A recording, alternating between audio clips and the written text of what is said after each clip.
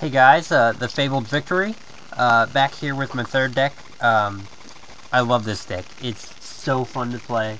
It's the most offensive, defensive deck. I know that's an oxymoron, but I think once I explain, you'll understand. Because it's a wait until I can rape you in the face deck. And all because of this card right here. And this is the reason my name is what it is because of this card. Worm Victory. He's a flip effect monster that when he flips, he destroys all monsters on the field except for reptile worm monsters. And this is my worm deck. This card gains 500 attack for each reptile monster in the graveyard. So he's pretty badass. I love it when I have 16 reptile monsters or 16 worms in the graveyard because that's an OTK. Usually I don't get that many. Because I don't play as recklessly as I used to with this deck. I run 2 of him. I kind of wish I ran 3 because of the way I special summon him. And this is how. Worm Queen. She can tribute. You can tribute her with one tribute, even though she's not a 6. So she's nice. But it has to be a reptile worm. Once per turn, you can tribute 1 reptile type worm to special summon 1 reptile type worm monster from your deck with a level less or equal to the tributed monster. We look at that. They're the same level. So, or no, they're not. Actually, the Queen is more. I didn't realize that. So you can tribute Queen to get victory, and once she's in the graveyard, the engine is going pretty much for me. Worm Warlord, one of my favorites. He's a double attacker, 2350. I hate the 50 there, but only thing about him is he can't be special summoned. But when he destroys a monster, its effects are negated, and he can attack again when he destroys a monster. Worm King, you contribute a worm to destroy 1 card your opponent controls. Kind of nice. I honestly don't use him too often. But he's kind of nice in a tight spot. He can tribute himself. Arakin, honestly just a name for Worm Zero. But he's nice if you get him out with something like a Worm Apocalypse. He can, once per turn, he can change a face-up worm, reptile worm to face-down defense position, so they can get their flip effects again. Cataros. He's the searcher. When he flips, you search for level 4 lower worm reptile. Solid. Really cool. Also kind of just a name. But he gains 100 defense for each worm in your graveyard. So whenever your opponent takes battle damage from him, you get to destroy a spell or a trap card. Honestly, I never get that effect. But it's really cool. He's really good late on in the game if you can get him.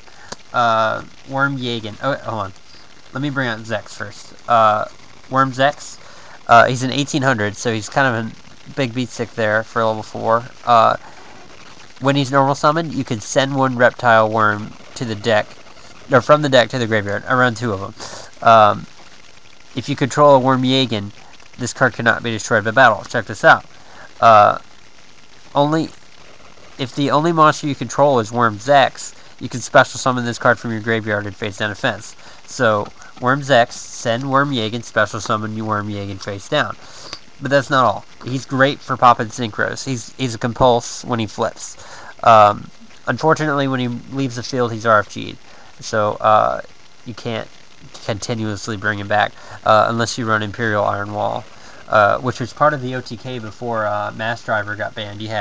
It was summon Worm Zex, send Jagen to the graveyard, Imperial Iron Wall, Mass Driver, special summon, tribute for Mass Driver's effect, burn your opponent for 400. Because he's not RFG'd, he's in the graveyard again.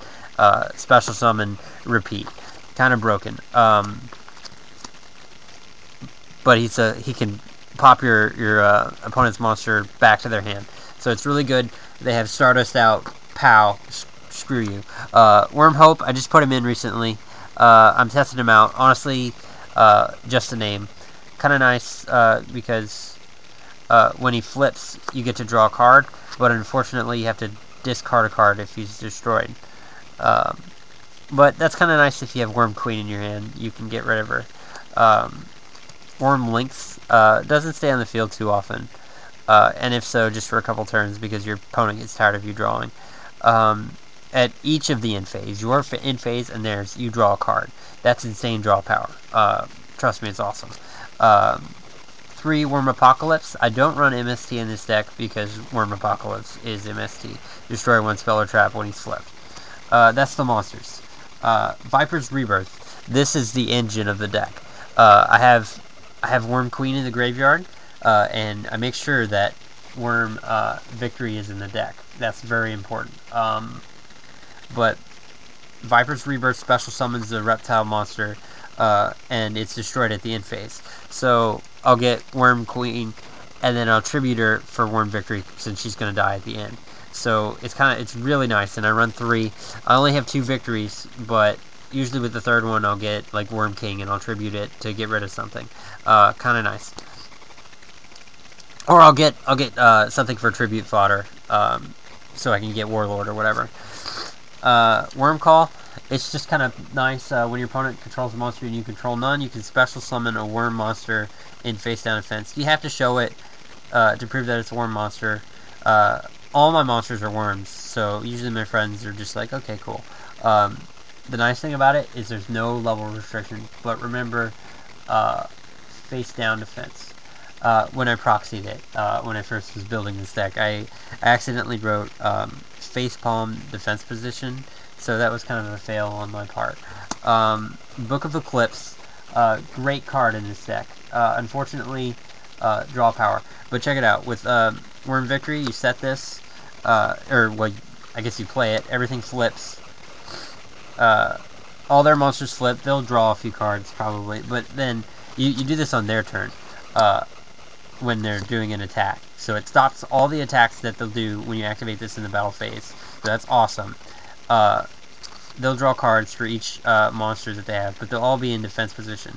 And they'll all be face up. Your next turn, flip Worm Victory, and he wipes the field of all non-reptile worms. So that's a good combo there.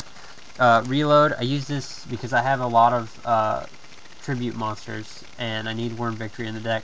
I'm considering using a Card Trader instead. Let me know about your thoughts on that. Card Trader, Reload, or even Magical Mallet. Yeah. Dark Hole. It's nice to have worms in the graveyard. 2 Gold Stark. I get it to get Future Fusion mainly. And if I've already gotten Future Fusion and I pull the second one, I'll usually get Viper's Rebirth just to make sure that I'm good. Sometimes I'll get Reload just in case I have a hand full of Worm Victories. Pot of Avarice, amazing card. I need it because this is a proxy. So if you have it and you're willing to trade, PM me. Great card for this deck. Can decrease Worm Victory's attack, but that's okay. You get to draw 2. Sometimes you need monsters. Future Fusion. Okay. Necessary. The monster you get with it, its effect is amazing, but chances are this will get MST'd and you won't keep it. So don't get too attached to 0. Go for Victory. Waboku, because you got to keep your worms alive. Bottomless. Mirror Force. Scrap Iron. I should probably change out that Waboku for a second Scrap Iron. But you know, it's a matter of style. Dark Bribe. 2 Alien Brain. Whenever opponent destroys one of your reptile monsters, you can take control and it becomes a reptile, which is really cool. What's nice about it becoming a reptile is you can use one of my favorite cards. Really hard to find. Offering the Snake Deity. It's basically Icarus attack, but instead of tribute, it's destroy. So, destroy 1 reptile monster you control and 2 cards your opponent controls. So it's pretty awesome. I love it. One time with Red Nova, I was dueling my friend's Dragunities, and he attacked me and destroyed my Worm Apocalypse, and I destroyed his spell and chained Alien Brain. And so I took his Red Nova, and we were laughing so hard because it was so funny. If you have a Offering of the Snake Deity, I will trade for it. I need 2, or I need 1, but 2 would be nice because I might even run this deck with 3 because it's that good. Okay, the Fusion, the reason I built this deck because I thought this card was so awesome, and it really is. It's great. You need 2 or more Reptile Worm monsters. And notice the and more, or more. So I usually send 6 with Future Fusion, but if I have Pot of Avarice in my hand, I'll send 12. Sometimes 11 or 12. It gains 500 attack for each original, keep in mind, original Reptile Worm, and it gains effects based on how many you sent. If you sent 2, once per turn you can select 1 reptile monster in your graveyard and special summon it in face down defense position. If you sent 4, you can RFG a reptile from your graveyard to send 1 monster on the field to the graveyard. Once per turn, you can draw 1 card if you sent 6, which is really nice. This deck does have a lot of draw power because of Zero and Lynx and Worm Hope. I call him Bob Hope because he kind of looks like a old school microphone. I like it. But yeah, this deck is so fun. You sit and you watch your opponent crash into effects. It suffers, like, it's bad against RFG decks because you need stuff in the graveyard. So Big Burn will screw you. You know, you play Viper's Rebirth and they'll chain Big Burn and RFG all your monsters, and so that kind of screws you. Soul Release, I cannot tell you how much I hate Soul Release when it comes to this deck. But it's real cheap to build. Honestly, none of the worm monsters, they're all hidden arsenal, and that's why the deck is so shiny. But it's really cheap. The only thing really is Offering the Snake Deity, and I think it's like 4, just because it's so hard to find. It's from PT Phantom Darkness, I think. PTDN, I don't know, something like that. Great deck. I recommend it. Real fun. OTK. You can really hurt people with Worm Victory. It's fun when you get more than 1 on the field. Alright, signing off. Rate, comment, subscribe, like. Dislike if you want. Catch you later.